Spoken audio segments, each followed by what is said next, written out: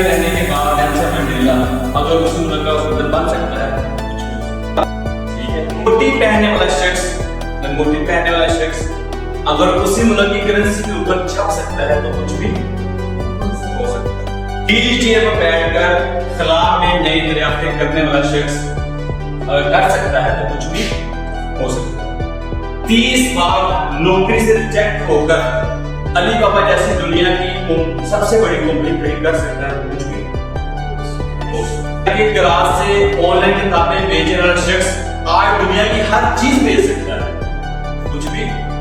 अंधेरे से डरने वाला शख्स एलन मस्क अगर आज खला में नई दरियाफ्तें या मरीज पर नई दुनिया बसाने की बात कर सकता है तो कुछ भी हो सकता है। बिना हाथ और पैर के मोटिवेशन पूरी दुनिया को देने वाला शख्स निक अगर दुनिया को मोटिवेशन दे सकता है तो कुछ भी। काले से ड्रॉप होने वाला शख्स स्टीव जॉब्स अगर एप्पल जैसी दुनिया की नंबर 1 मोबाइल कंपनी खड़ी कर सकता है तो कुछ भी। 8 साल का एक छोटा सा बच्चा अगर गवर्नमेंट बार बेचते बेचते उसी मुल्क का सदर बन सकता है तो कुछ भी हो सकता है।